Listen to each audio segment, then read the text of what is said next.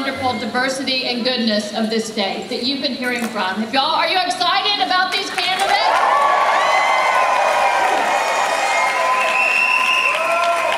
So I'm here this afternoon as your Democratic nominee for the United States Senate.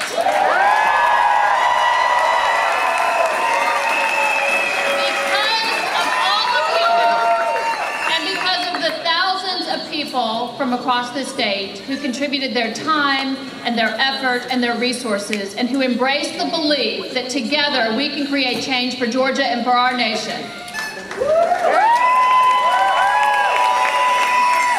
I look across this room and I see all of these friends, and I see the extraordinary tapestry of Georgia. I see people from all backgrounds coming together, applying creativity and innovation and a collaborative spirit to getting things done, to solving tough problems, to lifting up your neighbors. And these are the same values and the same idealism that I saw 26 years ago when I gathered with a group of volunteers at Manuel's Tavern to have our first gathering. Anybody here been to Manuel's Tavern?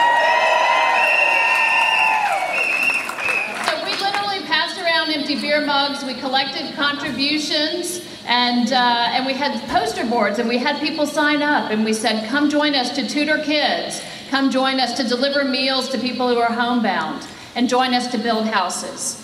And over the next couple of decades, we grew to not only hundreds of thousands of people across Atlanta, but millions of people across this country, including places like Hands On Nashville and Hands On Portland.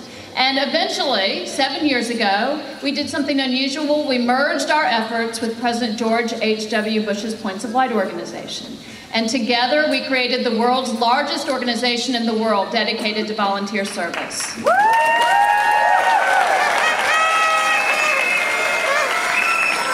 Last year, we mobilized 4 million people in 20,000 projects every single month. Every single month.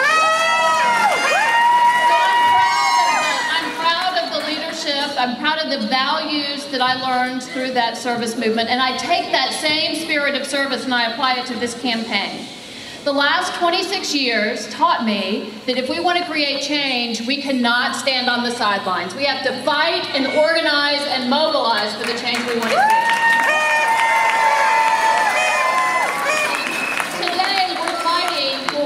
We also were fighting to invest in our future, to make sure that we are giving every child an early childhood education, the opportunity to succeed and to have an equal playing field. And we are fighting for our future. This election is incredibly high stakes, and you all know this. That's why we're here. The Republicans have finally chosen their candidate in David Perdue.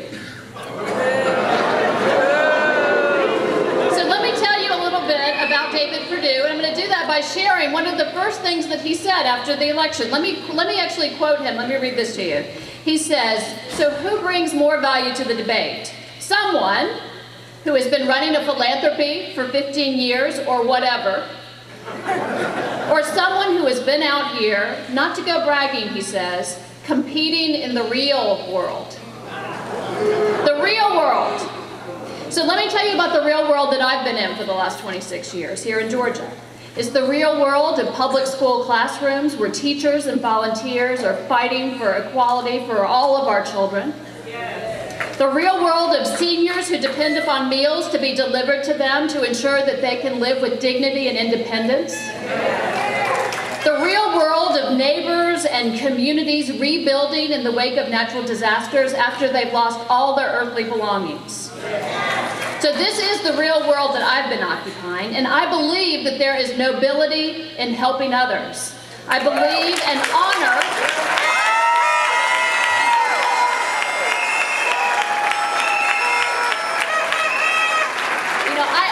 the police officers, the firefighters, the volunteers, and the doctors who build out their communities and who live out their faith by trying to make a difference in other people's lives.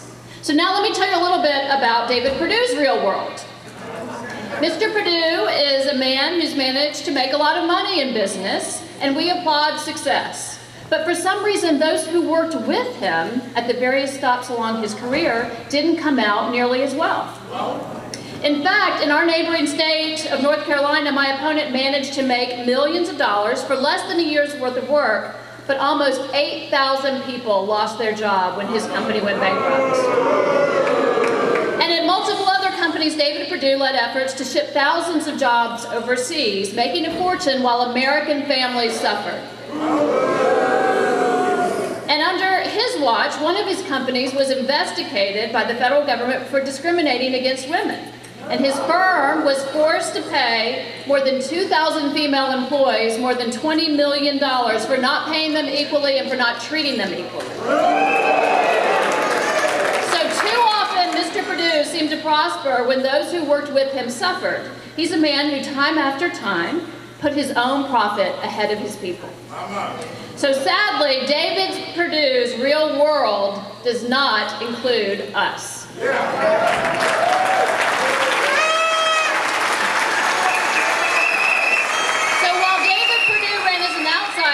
Campaign tactics and his rhetorics are a lot like what people are already tired of. He refused to take a pledge to keep secret and undisclosed money out of Georgia. He complained about Washington as usual during the campaign, but within minutes of winning the election, he declared that this race would be about prosecuting this administration. Prosecuting. Gosh, you know what? That sounds an awful lot like Washington as usual. People putting partisanship over problem solving. We don't need people pointing fingers in Washington. We need leaders who can work together and create solutions. So I do not believe that public service is about partisan games, and the people of Georgia have told me this over and over and over. Georgians tell me that they're tired of what's happening. They don't understand, why it took a government shutdown to finally pass a budget. They tell me they're frustrated that after more than 6 years after the recession, folks in Washington can't get around to helping our economy grow faster or tackle our long-term debt. They're tired of Washington's inability to achieve comprehensive bipartisan immigration reform. They're tired of Washington's failure to provide equal pay for equal work. And Georgians are tired of Washington's failure to allow students to have a more affordable pathway to college and to technical school. So I'm going to paraphrase Fannie Lou Hamer. You know what she said? She said, "We're sick and tired of being sick and tired, and we're ready to work for something different."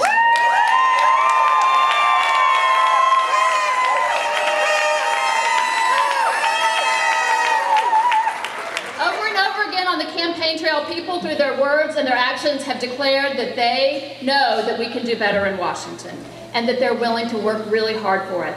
The people of Georgia are going to teach the people of Washington a thing or two in this election. We have an energized and unique grassroots organization that's involving literally tens of thousands of people. We've built a broad coalition that includes Democrats and independents, and guess what? Even some Republicans, because they're tired too. Many people have told me that for the first time they're putting a bumper sticker on their car, or they're actually posting in a yard sign in their yard, and we know that we can do this. But we also know that we have a challenging road ahead. We know that outside special interests will spend millions of dollars. In fact, they've already started. The Republican Senatorial Campaign Committee has declared that they put $2.5 million into negative advertising against me that's going to start next week. But that just shows, what does that show? It shows they know that this is a winnable race for us.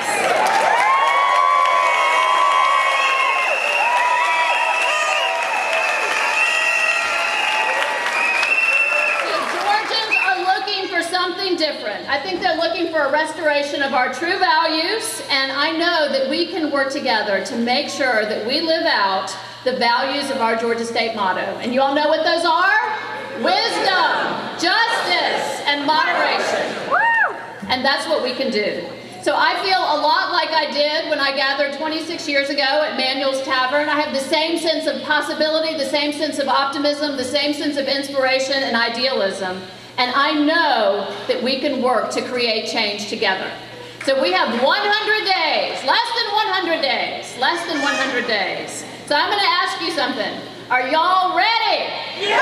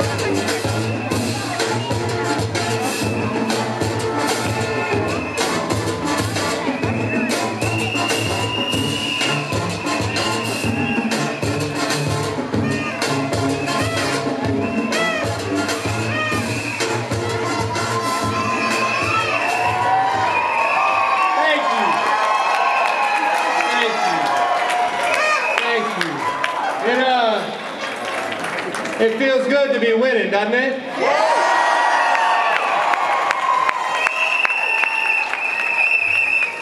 Thank you all very much.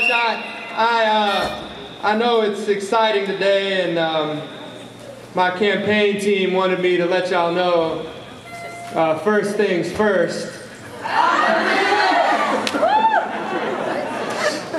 I do want to thank Michelle and Connie and the rest of our candidates. We have a fantastic slate. Let's give them all a hand. And thank you so much to DuBose Porter, our chairman, for welcoming us to his hometown. Thank you so much for your leadership. And I'll tell you, I'm glad that we're in Dublin today, because I'm not just going to be the governor of Atlanta. I'm going to be the governor of the whole state of Georgia.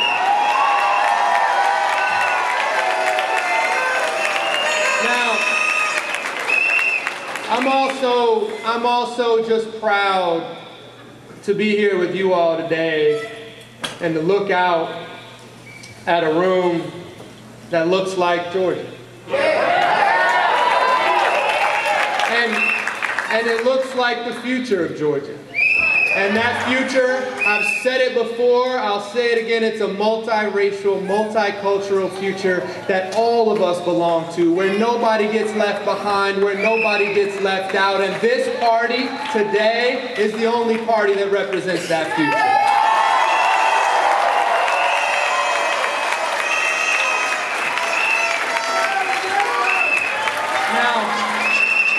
I'll tell you something else that we've learned over the last several months. Georgia is ready for the future. Georgia is ready for a future where we put our kids first. Georgia's ready for an economy that works for the middle class and not just the governor's friends. Georgia's ready for an honest government.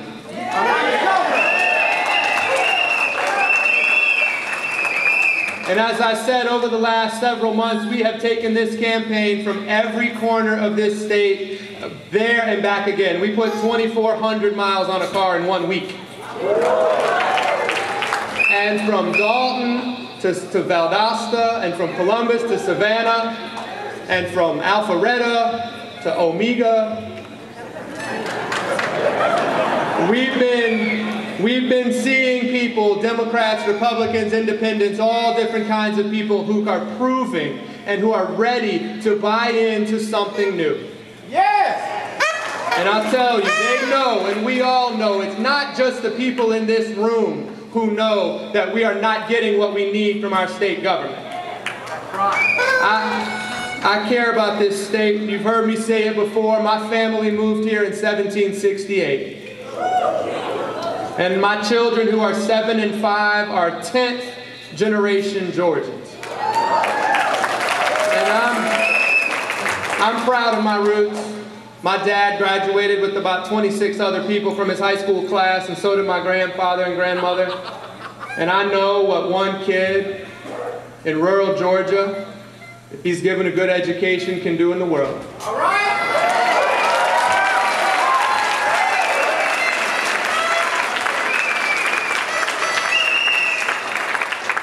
But our history and my family's history is not the reason why I'm running for governor. The reason that I'm running for governor and the reason that you all are sitting here is that we all care so much about my kids and your kids and every other kid in this state.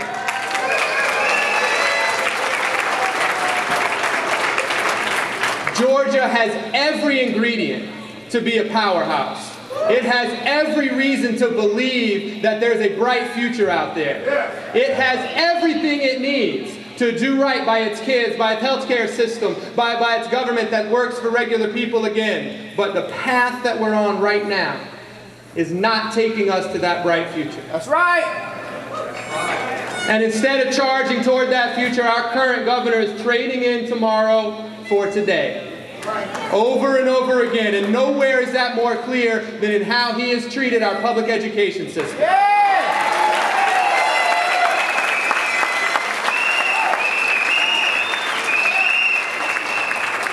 We have seen one of the worst contractions of public education in the history of Georgia. Almost on average, every year, this governor has shortchanged our schools by $1 billion. And that has real consequences. We have 9,000 fewer teachers, more students. 2 out of every 3 of our school districts have cut instructional days. Fewer teachers, fewer school days. There's less educating going on. And the Hope Scholarship, which used to be one of the greatest aspects of our state government, one of the things Georgia was proud of, today, there are 80,000 fewer Hope recipients than there were 3 years ago. 80,000 fewer people on the Hope, and he says he saved it. And the idea has been, and what they tell you is that they're saving a few dollars today. But that disinvestment in our people is exactly the opposite of what we need to have the economy that we want. We would say in my family we're eating our seed corn. And I'll tell you, we are beginning now to reap the dismal harvest that we've sown.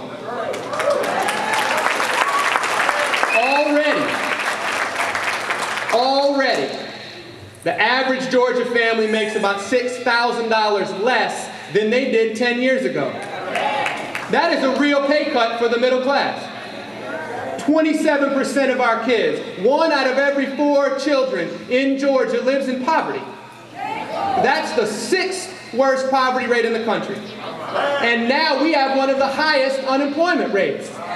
And not only do we have one of the highest unemployment rates, but our major employers are telling the governor that they don't have enough skilled workers to do the jobs and to fill the jobs they need filled. It's not working for anybody. And the governor just doesn't get it. It seems like he's just not paying attention to what's going on in the lives of everyday Georgians, in the lives of the middle class, or frankly in the businesses. With the middle class in free fall, Governor Deal is running ads that says this is the pinnacle. I mean, I guess I see why he thinks that. He's made so much money over the last 3 years. But a magazine ranking is not going to change the lives of middle-class Georgians. And if you think this is the pinnacle, if this is the best that the current governor can do, we need a new governor.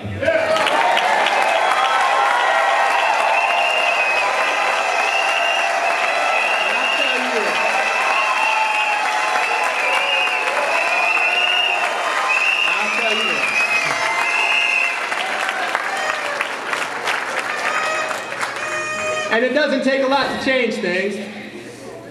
Governor Deal wants to crack down on whistleblowers.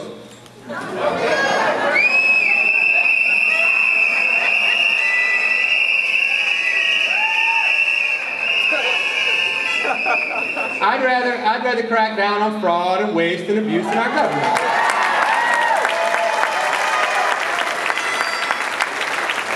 Governor Deal wants to undermine our education system, but we all know that the bright future that we need starts with education. And the most important thing, I mean, I could ask you all this. What is the most important thing for families that are raising their kids in Georgia? It's education. And what's the single most important investment that our state can make in its future? It's education. And the main ingredient for prosperous people is education. And the very first priority that we will all have when we get elected in November is education.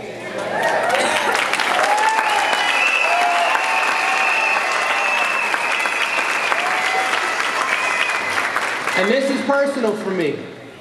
My wife has been teaching for years in our public schools, and my oldest son, Henry, by the way, I was throwing the ball with Henry today, and he hit this line drive, and it hit me right here, so I'm still kind of smart from it. Henry's in 2nd grade, and my son, Thomas, my second son, started kindergarten on Monday. And I'll tell you, when you entrust your children to the public school system, it matters. It matters how well the state government works.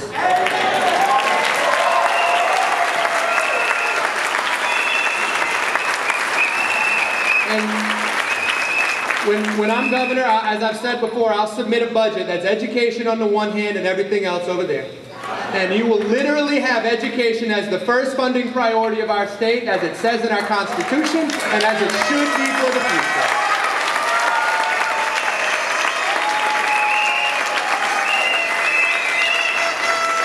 And as I said, this future is one that Georgia is ready for. Everywhere we have gone, we have had people coming to us and pledging their support for this campaign. But it's not going to be easy. And you all know that. We've already seen all this Washington money and special interest groups spending millions and millions of dollars attacking Michelle Nunn, attacking me. And all those folks with all that money, they don't care about Georgia's education system. They don't care about having an honest government in Georgia. They don't care about the economy of Georgia or even Georgia's businesses. They just care about partisan politics. But I'll tell you what, we have something in this room and in this state that's more powerful than their money. And it's the power of people in a democracy.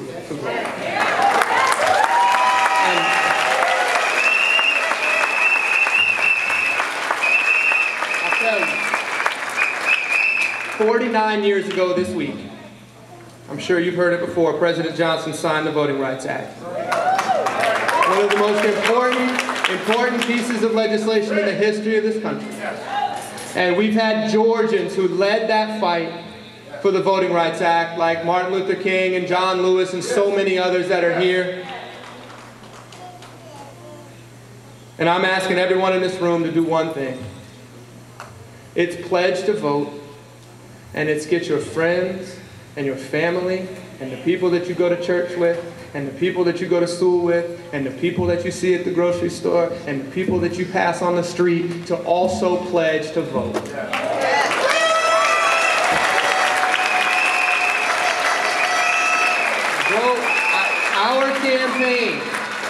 Our campaign is going to have a digital outreach program that is going to be at pledgetovotegeorgia.com, pledgetovotegA.com. Go there, sign up, and get all of your friends to sign up too. We have a huge amount of momentum right now. This is one of the best conventions that we've ever had. And we are ready. Georgia is ready. And if we work hard over the next 87 days, we will win. Georgia will be ready for that future, and we will all charge into it together. Thank you so very much for having me.